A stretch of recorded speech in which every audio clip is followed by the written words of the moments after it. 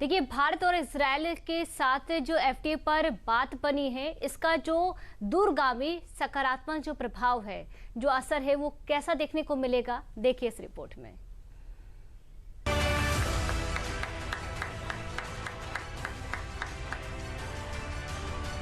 भारत और इजरायल के बीच दशकों से चल रही रणनीतिक साझेदारी अब एक नए आर्थिक मोड़ पर पहुंच चुकी है।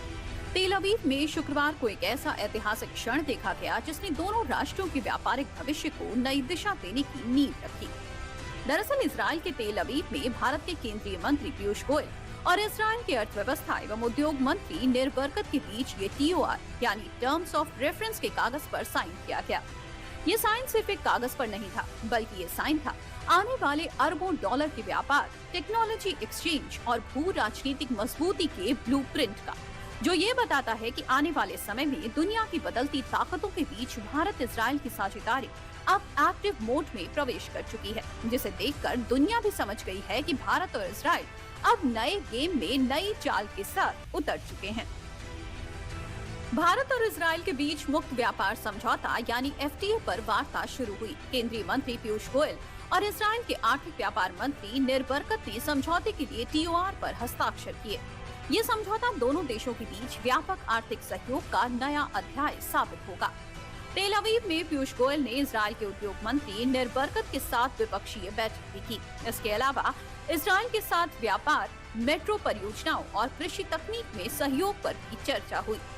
दरअसल पीयूष गोयल गुरुवार से ही 3 दिवसीय इजरायल के दौरे पर हैं, जहां उन्होंने इजरायल की अर्थव्यवस्था एवं उद्योग मंत्री नीर बरकत के साथ TOR पर साइन करने के अलावा इजरायल के मंत्रियों से मिलकर समझौते की शर्तों को भी फाइनल कर दिया है और आधिकारिक तौर पर हस्ताक्षर भी किए। इस दौरान पीयूष गोयल की हुई इजरायल के उद्योग मंत्री नीर बरकत के बीच द्विपक्षीय बैठक में व्यापार, निवेश और नवाचार को बढ़ाने के नए रास्तों पर भी चर्चा की गई।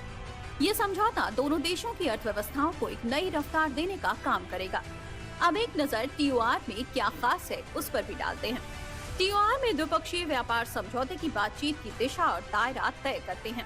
भारत और इजरायल के बीच TOR के हस्ताक्षरित में कई महत्वपूर्ण लक्ष्य शामिल हैं। एक दूसरे के माल की बाजार पहुंच को आसान बनाने के लिए टैरिफ और गैर टैरिफ बाधाओं को खत्म करना, व्यापार सुगमता को बढ़ावा देने के लिए कस्टम प्रक्रियाओं को आसान बनाने का लक्ष्य, दोनों देशों के बीच तकनीक हस्तांतरण में सहयोग को बढ़ाने का लक्ष्य, सेवा व्यापार को बढ़ावा देने के लिए नियमों और विनियमों को सरल बनाने का लक्ष्य।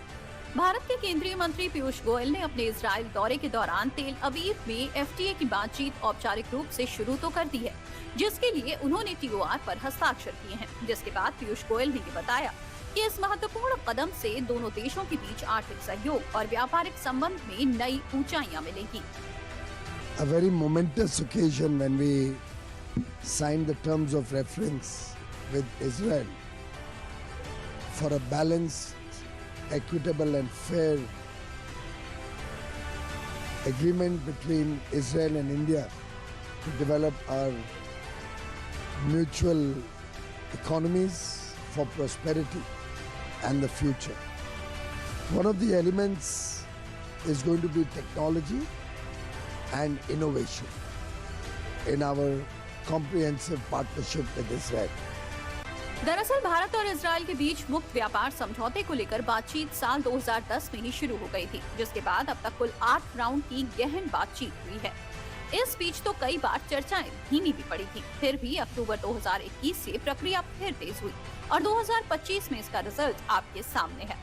अब एक नजर भारत और इजरायल के बीच व्यापारिक समझौतों में कौन कौन से ऐसे क्षेत्र हैं जिसमें बदलाव आएंगे, उस पर भी डाल लेते हैं।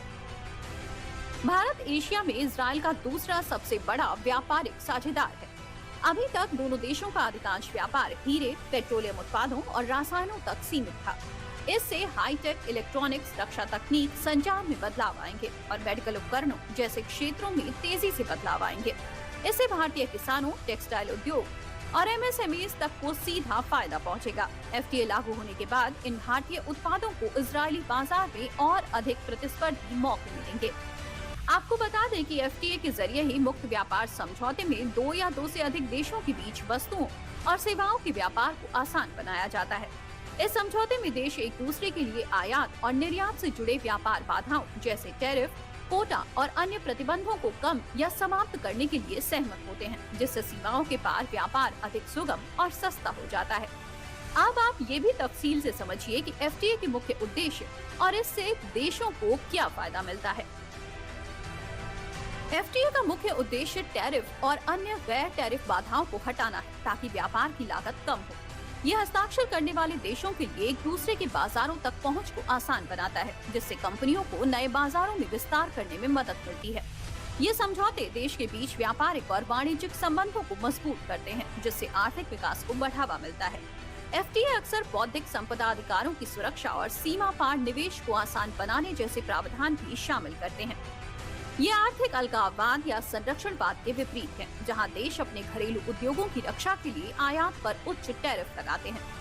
पीयूष गोयल इजराइल दौरे पर 60 सदस्यीय बिजनेस डेलीगेशन के साथ गए हैं, जहां वो शीर्ष नेतृत्व, उद्योग जगत के प्रतिनिधियों और नीतिगत अधिकारियों से मुलाकात कर रहे हैं। उनका उद्देश्य दोनों देशों के निवेश और व्यापार रिश्तों को नई गति देना है।